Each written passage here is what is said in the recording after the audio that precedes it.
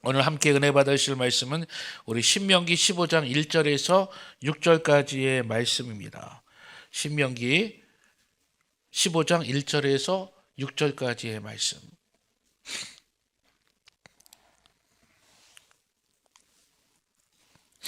우리 15장 1절에서 6절의 말씀 우리 찾으신 줄로 믿고 말씀을 함께 봉독하겠습니다. 매 7년 끝에는 면제하라. 면제의 규례는 이러하니라. 그의 이웃에게 구워준 모든 체주는 그것을 면제하고 그의 이웃에게나 그의 형제에게 독촉하지 말지니 이는 야훼를 위하여 면제를 선포하였음이라. 이방인에게는 내가 독촉하려니와 내 형제에게 구워준 것은 내 손에서 면제하라. 내가 만일 내 하나님 야훼의 말씀만 듣고 내가 오늘 내게 내리는 그 명령을 다 지켜 행하면 내 하나님 야훼께서 내게 기업으로 주신 땅에서 내가 반드시 복을 받으리니 너희 중에 가난한 자가 없으리라. 내 하나님 야훼께서 내게 허락하신 대로 내게 복을 주시리니 내가 여러 나라에 꾸어줄지라도 너는 꾸지 아니하겠고 내가 여러 나라를 통치할지라도 너는 통치를 당하지 아니하리라. 아멘. 할렐루야. 오늘도 좋은 날입니다. 오늘도 예수 안에서 좋은 일이 일어날 줄로 믿습니다. 오늘 함께 읽는 이 본문의 말씀을 중심으로 면제년의 은혜, 이러한 제목으로 함께 은혜를 나누도록 하겠습니다. 우리가 성경을 읽을 때 어떤 말씀은 참 읽는 족족 다 이해가 되는 말씀이 있잖아요. 그런데 어떤 말씀은 아무리 읽어도 한 번에 이 말씀을 이해하기 힘든 말씀들이 있습니다. 그래서 신학자들이나 목회자들의 이 해석이 필요한 말씀이 있죠. 근데 또 어떤 경우에는 오늘날 우리가 살아가고 있는 우리의 상식과 이 문화에서 받아들이기 힘든 말씀들이 있어요. 오늘 우리가 함께 읽은 이 말씀이 바로 그러한 우리의 상식과 문화 안에서 받아들이기 힘든 말씀이 아닌가 그렇게 생각이 됩니다. 신명기 15장의 말씀의 가장 주된 내용은 뭐냐? 바로 7년마다 이웃에게 진빚을 탕감해 주라는 이 면제년에 대한 하나님 규례에 대한 말씀이에요. 빚을 면제해 준다. 이 빚을 진 사람 입장에서는 어때요? 너무나 좋은 말씀이죠. 그런데 한편으로는 빌려준 사람의 입장에서는 이 말씀을 그대로 받아들인다는 것이 어때요? 쉽지 않은 말씀 아니겠습니까? 그럼에도 하나님은 이스라엘 백성들에게 오늘 이 면제년을 거행하라고 명령하고 있습니다. 그렇다면 하나님은 우리의 생각으로 이게 도무지 이해하기 어렵고 받아들이기 힘든 이 면제년에 대한 이 말씀을 왜 이스라엘 백성들에게 하셨는가? 그리고 또 우리는 이 말씀을 통해서 우리의 신앙에서 이 면제년에 대한 말씀을 어떻게 받아들이고 우리의 삶에서 어떻게 적용해야 될지를 함께 살펴보도록 하겠습니다. 첫째로 하나님은 면제년을 통해서 하나님의 주권을 인정하라고 말씀하고 있어요. 신명기 15장 1절 말씀을 우리가 다시 한번 읽어볼까요? 1절 말씀 함께 읽겠습니다. 매 7년 끝에는 면제하라. 하나님께서 이스라엘 백성들에게 뭐라고 말씀하십니까? 7년마다 빚을 탕감해 주라고 말씀하고 있어요. 한 번 탕감해 주는 것이 아니라 7년마다 빚을 탕감해 주라고 명령하고 계십니다. 여러분, 우리가 지금 살아가는 이 시대는 어떤 시대냐? 자본주의가 지배하는 시대예요. 그렇죠. 그래서 누구나 노력하면 부를 쌓을 수가 있습니다. 누구나 다른 사람이 나에게 빚을 지면 당연히 내가 그 빚을 받아야 되는 것이에요. 너무나 상식적인 일 아니겠습니까? 그럼에도 불구하고 하나님 오늘 말씀에서 뭐라고 얘기하느냐? 그 빚을 아무런 조건 없이 7년마다 탕감해 주라고 말씀하고 있는 거예요. 우리의 생각으로 이 말씀 어떻게 받아들여집니까? 너무 이 빚을 뭘 빌려준 사람 입장에서는 굉장히 큰 손해를 보는 것 아니겠어요? 빚진 사람은 몇 년만 참으면 돼요? 7년만 참으면은 저절로 빚이 탕감되는 거 아니겠습니까? 액수의 많고 적음을 상관하지 않고 하나님은 다 탕감해 주라고 말씀하고 있으니까요. 돈을 빌려준 사람 입장에서 어떻겠습니까? 너무나 불합리한 말씀으로 여겨질 수 있다는 거 아니겠습니까? 그래서 우리는 이 말씀을 이해하기 위해서 어떻게 해야 될까요? 바로 이 신명기의 말씀의 목적이 어디에 있는지 우리가 다시 한번 돌아가 생각해 볼 필요가 있다는 것이죠. 하나님께서 왜 가나안 땅에 들어갈 이스라엘 백성들을 붙들고 이곳에 지금 신명기의 말씀을 이제 전하고 계시냐? 신명기의 말씀의 의미가 무엇입니까? 바로 가나안 땅에 들어가기 바로 직전에 이스라엘 백성들을 앉혀놓고 과거의 하나님의 은혜를 기억하고 하나님의 언약의 백성으로 이제 앞으로 어떻게 살아가야 되는지 모세를 통해서 권면하신 말씀이에요. 그렇기 때문에 우리는 이 면전의 말씀을 하나의 율법으로 이해할 것이 아니에요. 바로 하나님의 백성으로 어떻게 살아야 되는가, 이 하나님의 백성이라는 정체성이라는 이 의미 안에서 이 말씀을 살펴볼 필요가 있다는 것입니다. 다시 질문으로 돌아가 볼까요? 왜 하나님께서 이와 같이 우리가 볼 때는 불합리하게 보이는 말씀을, 이 명령을 내리고 계실까요? 바로 하나님의 백성, 저와 여러분들이 누리는 모든 것들의 주인이 바로 누구예요? 내가 아니라 바로 하나님이라는 사실을 잊지 말라는 의미가 그 안에 담겨져 있다는 것입니다. 우리 레위기 25장 32절의 말씀, 우리 하나님께서 이렇게 말씀하시는데 그 말씀을 함께 읽어보도록 하겠습니다. 함께 읽겠습니다. 토지를 영구히 팔지 말 것은 토지는 다 내 것임이니라. 너희는 거류민이요 동거하는 자로서 나와 함께 있느니라. 하나님께서 이스라엘 백성들에게 뭐라고 말씀하십니까? 너희들이 가진 모든 것, 너희들의 토지는 너희들의 것이 아니라 바로 하나님의 것이라고 분명하게 말씀하고 있는 것이에요. 결국에 면제년의 핵심은 무엇이냐? 하나님의 주권이 어디 있는지 하나님의 주권을 인정하는 하나님의 백성들이 되라고 하나님께서 말씀하고 있는 것입니다. 내가 아무리 열심히 번 돈이라 할지라도 그 공급자가 하나님이심을 고백할 때 우리는 이 땅에서 하나님의 백성으로 온전히 살아갈 수 있다는 것을 여러분 기억하시기를 바랍니다. 많은 그리스도인들이요, 예수님 믿고 신앙생활하면서 꼭 부딪히는 문제가 하나 있어요. 신앙생활하면서. 그게 뭐냐? 바로 헌금과 11조에 대한 문제입니다. 어떤 분들은 왜 교회에서 그렇게 헌금과 11조를 강조하는지 못마땅하게 생각하는 분들이 계십니다. 또 어떤 분들은 내가 열심히 번 돈을 10분의 1이나 교회에 내야 된다는 것이 아깝기도 하고 뭔가 불합리하게 느끼는 분들도 아마 계실 겁니다. 왜 우리가 예배 때마다 헌금을 드리고 또한 11조를 우리가 작정해서 하나님께 드립니까? 물론 하나님 우리가 드리는 그 손길을 절대로 결코 외면하지 않으세요. 그래서 말라기 선지자도 뭐라고 얘기합니까? 너희의 온전한 11조를 하나님께 드려서 하나님을 시험해 보라고 얘기하고 있잖아요. 하나님께서 하늘의 문을 열고서 싸울 것이 없도록 너희에게 복을 내려주실 것이라고 말씀하고 있습니다. 그런데 우리가 하나님께 예물을 드리고 헌금을 드리고 그리고 11조를 드리는 그 이유는 복을 받는 것보다 더 중요한 이유가 있다는 거예요. 바로 우리가 드리는 그 예물, 우리의 11조, 그것은 뭘 고백하는 겁니까? 내 모든 소유의 주인이 내가 아니라 하나님이라는 사실을 우리가 고백하는 믿음의 고백이 바로 우리가 드리는 예물이라는 것입니다. 하나님의 백성들은요, 이 땅에서 하나님의 공급하심을 받아 사는 자들임을 여러분 믿으시기 바랍니다. 하나님께서 당신의 소유물들을 다 우리에게 맡기셨어요. 그래서 우리는 이 땅에서 어떠한 삶을 사느냐? 하나님 나라의 청지기로서 살아가는 거예요. 청지기요. 그래서 정말 믿음의 사람들은요, 하나님께 드리는 것을 아까워하지 않습니다. 왜요? 하나님 것을 다시 돌려드리는 것이기 때문에 그래요. 내 것이 아니라 하나님께서 나에게 맡겨주신 것이기 때문에 내가 그것을 기쁨으로 내가 그것을 잘 관리하고 잘 사용해서 하나님께 다시 돌려드리는, 이것이 바로 우리가 이 땅에서 살아가는 이 청지기적인 삶이라고 말할 수가 있는 것입니다. 면제년의 핵심 무엇입니까? 내 소유권을 내려놓는 것이에요. 그리고 하나님의 소유권을 내가 인정하는 거예요. 내가 아무리 열심히 번 것이라 할지라도 하나님이 공급해 주시지 아니하시면 우리가 이 땅에서 온전히 풍성한 삶을 누릴 수 없다는 것을 믿으시기를 바랍니다. 그렇기 때문에 하나님의 공급하신 가운데 우리가 그것들을 누리고 있음을 내가 날마다 고백할 때 이 땅에서 하나님의 더 큰 복을 받을 뿐만이 아니라 하나님의 귀한 백성으로 온전히 살아갈 수 있음을 여러분 기억하시기를 주님의 이름으로 축복합니다. 둘째로 오늘 하나님은 이 면제단을 통해서 우리에게 무엇을 말씀하시느냐? 바로 하나님의 은혜를 기억하라고 말씀하고 계세요. 우리 함께 읽지는 않았지만 우리 신명기 15장 15절 말씀을 함께 읽어보도록 하겠습니다. 15절 말씀 시작.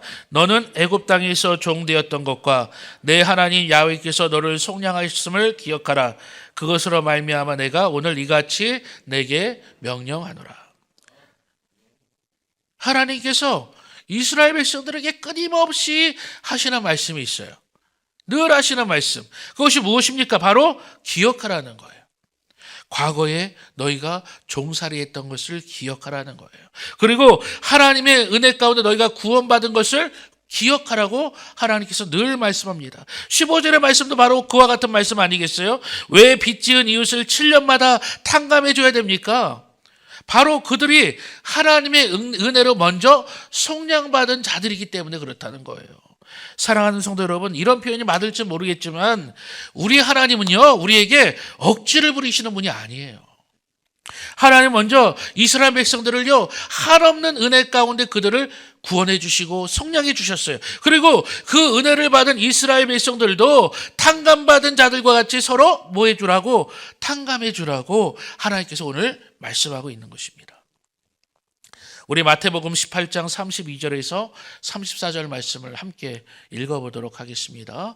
시작. 이에 주인이 그를 불러다가 말하되 악한 종아, 내가 빌기에 내가 내 빚을 전부 탕감하여 주었거늘 내가 너를 불쌍히 여김과 같이 너도 내 동료를 불쌍히 여김이 마땅하지 아니하냐 하고 주인이 노하여 그 빚을 다 갚도록 그를 옥졸들에게 넘기니라. 마태복음 18장의 말씀에 보면 예수님께서 1만 달란트 빚진 자를 탕감해 주신 비유의 말씀이 있습니다. 이 1만 달란트 탕감받은 사람이 100데나리온 빚진 자를 용서하지 못해요. 예수님께서 그 사람을 향해서 뭐라고 얘기합니까? 그 사람을 악한 종이라고 꾸짖고 계세요. 1만 달란트라는 그 큰 빚을 탕감해 주었는데 고작 100데나리온 빚진 자를 왜 용서해 주지 못하느냐고 책망하고 있다는 것입니다. 우리가 누군가의 허물을 덮어주고 내 물질과 시간을 들여서 내 이웃을 돕는 이유가 어디에 있습니까?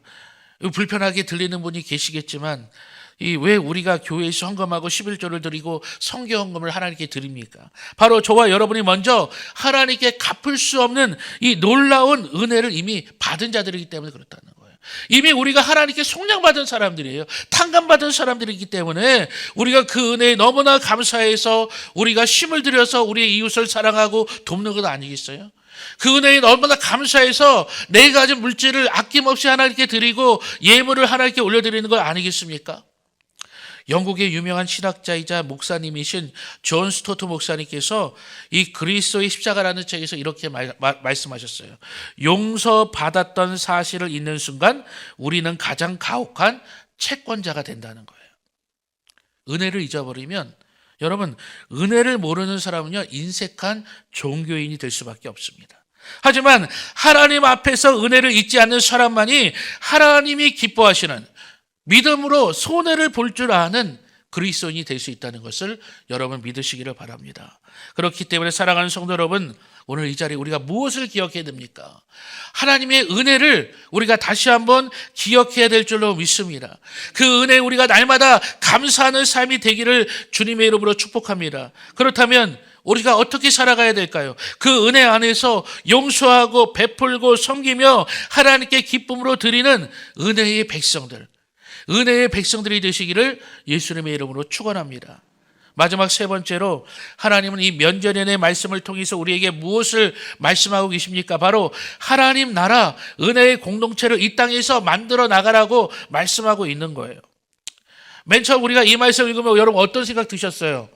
매 7년마다 빚을 탕감해 줘라 라는 이 하나님의 명령을 들었을 때 여러분 어떤 느낌이 들었습니까? 저는 이 말씀 처음 읽었을 때 그런 생각이 들었어요. 아니, 누가 도대체 이 말씀대로 살 수 있을까? 여러분 그런 생각 들지 않습니까? 아니, 내가 7년마다 내 이웃을 어떻게 용서해 주고 탕감해 줄 수 있겠어요? 그런데 그 생각을 우리만 그렇게 했을까요? 그 시대의 이스라엘 백성들도 똑같이 생각하지 않았겠습니까? 그런데 하나님께서는요, 신명기 15장 4절의 말씀을 이렇게 말씀하고 계세요. 우리 4절의 말씀을 함께 읽겠습니다. 내가 만일 내 하나님 야훼의 말씀만 듣고 내가 오늘 내게 내리는 그 명령을 다 지켜 행하면 내 하나님 야훼께서 내게 기업으로 주신 땅에서 내가 반드시 복을 받으리니 너희 중에 가난한 자가 없으리라. 할렐루야. 하나님은 무조건 우리에게 강요하시는 분이 아니라니까요. 우리에게 억지 부리시는 분이 아니에요. 하나님은 이스라엘 백성들에게 이미 놀라운 약속을 선포하고 계신다는 겁니다. 반드시 뭘 주신다고요? 복을 주신다고요. 가난한 자가 없을 것이라고 약속하신다는 거예요. 하나님은 모두가 가난해지는 것 원치 않으십니다. 오히려 하나님 우리가 이 땅에서 복을 받으면서 가난한 자가 없는 그러한 삶을 살기를 하나님은 원하고 계신다는 거예요. 하나님 우리가 이 면제전의 규례 안에서 공경에 처한 일을 외면하지 않고 서로 돌봐 살아가는 것을 원하신다는 것을 우리가 이 말씀을 통해서 깨달아야 될 줄로 믿습니다. 사도행전 4장 32절의 말씀을 우리가 함께 읽어보도록 하겠습니다. 함께 읽겠습니다. 믿는 무리가 한 마음과 한 뜻이 되어 모든 물건을 서로 통용하고 자기 재물을 조금이라도 자기 것이라 하는 이가 하나도 없더라. 여러분, 신약의 초대교회 안에서도요, 이와 같은 일들이 일어났다라는 거예요. 그래서 사도행전 그 이후에 4장 34절은 뭐라고 얘기하느냐? 이러한 물건을 통용하고 자기 재물을 자기 것이라고 하는 사람 하나도 없는 이러한 상태 가운데 하나님이 성경은 뭐라고 이제 기록하고 있느냐? 그 중에 가난한 사람이 없었더라고 말씀하고 있습니다. 구약 시대에도, 초대교회 시대에도, 그리고 지금 살아가고 있는 저와 여러분의 이 시대에도 이 면제전의 그 방법은 다를지라도 그 의미는 동일하게 적용되어져야 될 줄로 믿습니다. 여러분, 교회가 왜 교회예요? 단순히 하나님을 예배하기 때문에 교회라고 얘기하는 겁니까? 우리가 지난 주일날 우리 담임 목사님의 설교가 뭐였습니까? 바로 교회에 대해서 말씀하셨잖아요. 교회는 뭐라고 말씀하셨습니까? 단순한 교회가 아니라 에클레시아라고 말씀했잖아요. 예수 그리스도를 하나님의 아들로 고백하는 사람들이 모이는 곳이라고 말씀하셨어요. 그리고 우리의 한 사람 한 사람이 서로 모여야 되느냐? 교회 안에서 연합해야 된다라고 강조하셨습니다. 우리의 역할이 뭡니까? 바로 연합이라고 말씀하셨어요. 그렇다면 그 연합은 어떻게 이룰 수 있어요? 그냥 서로 연합합시다, 사랑합시다, 구호만 외친다고 이루어지는 것이겠습니까? 실제로 예수님의 사랑으로 우리가 서로 용납하고 도와주고 사랑하고 기도하고 그리고 물질로 후원해야, 그래야 예수님의 사랑으로 하나가 될 수가 있는 것 아니겠어요? 그래서 요한일서 3장 17절과 18절은 우리에게 이렇게 말씀합니다. 우리 함께 읽겠습니다. 누가 이 세상의 재물을 가지고 형제의 궁핍함을 보고도 도와줄 마음을 닫으면 하나님의 사랑이 어찌 그 속에 거하겠느냐. 자녀들아, 우리가 말과 혀로만 사랑하지 말고 행함과 진실함으로 하자. 할렐루야. 말로만 하는 거 아니에요. 사랑으로 돕는 것, 이것이야말로 참된 믿음이라고 말씀하고 있는 것 아니겠습니까? 말과 혀로만 살아가는 것이 아니라 행함과 진실함으로 하나님의 공동체, 하나님의 은혜가 가득한 교회를 만들어 나가는 저와 여러분들이 되시기를 주님의 이름으로 축복합니다. 이제 말씀을 마치도록 하겠습니다. 앞에서도 말씀드렸지만 어떤 구약의 말씀들은 이해하기가 너무나 힘들고 받아들이기도 참 어려운 말씀들이 있습니다. 오늘 말씀과 같이 우리의 삶에서 7년마다 빛을 탕감해 주는 것이 가능한 일이겠어요? 우리는 이런 말씀을 읽을 때 어떻게 해야 되겠습니까? 눈을 감고 그냥 넘어가는 것이 맞겠습니까? 아니면 이 말씀을 어떻게 우리가 이 말씀을 날마다 묵상하고 내 삶에서 하나님의 뜻을 어떻게 이룰지를 생각해 봐야 되지 않겠습니까? 사랑하는 성도 여러분, 이 구약의 면제는요, 결국은요, 무엇을 얘기하느냐? 장차 오실 예수 그리스도를 가리키는 그런 그림자였다는 것입니다. 이 구약의 면제전이 결국엔 예수 그리스도 안에서 완전히 완성되었음을 여러분 믿으시기를 바랍니다. 그래서 누가복음 4장 18절과 19절은 이와 같이 말씀합니다. 주의 성령이 내게 임하셨으니 이는 가난한 자에게 복음을 전하게 하시려고 내게 기름을 부으시고 나를 보내사 포로된 자에게 자유를, 눈먼 자에게 다시 보게 함을 전파하며 눌린 자를 자유롭게 하고 주의 은혜를 전파하게 하려 함이라 하였더라. 우리는요 다 스스로 죄의 빚을 갚을 능력이 없는 빚진 자들이에요.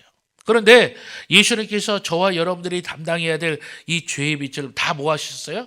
탕감해 주셨다는 거예요.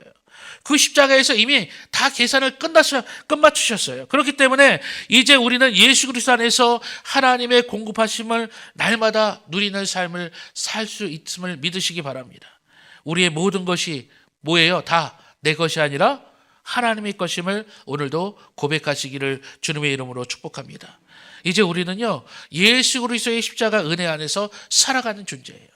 받은 은혜에 너무나 감사하고 그 은혜에 너무나 감격해서 날마다 그 은혜를 나누며 살아가시는 주님의 백성들이 되시기를 주님의 이름으로 축복합니다. 구약의 이 면제년은 지킬 수 없는 율법이 아니라 그 의미를 기억하고 예수 그리스도 안에서 여러분 믿음의 가정을 이루시고 믿음의 직장을 이루시고 믿음의 사업장을 만드시고 우리 아름다운 교회를 만들어 나가시는 예수님의 귀한 백성들이 되시기를 주님의 이름으로 축원합니다. 축원합니다. 기도하겠습니다. 좋으신 아버지 하나님, 오늘도 이 신명기의 말씀을 통해서 우리 면전의 그 귀한 은혜를 함께 나눌 수 있도록 축복하여 주시니 감사합니다.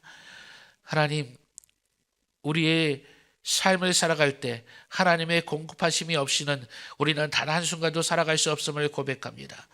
우리가 가지고 누리는 이 모든 것들이 다 하나님의 것임을 고백합니다. 오늘도 우리 믿음의 성도들에게 필요한 것들을 공급해 주시고 하나님의 은혜 가운데 감격하여 아낌없이 베풀고 나누고 섬길 때 하나님께서 부어주시는 더 큰 복을 받아들이는 주의 백성들이 되게 하여 주시옵소서.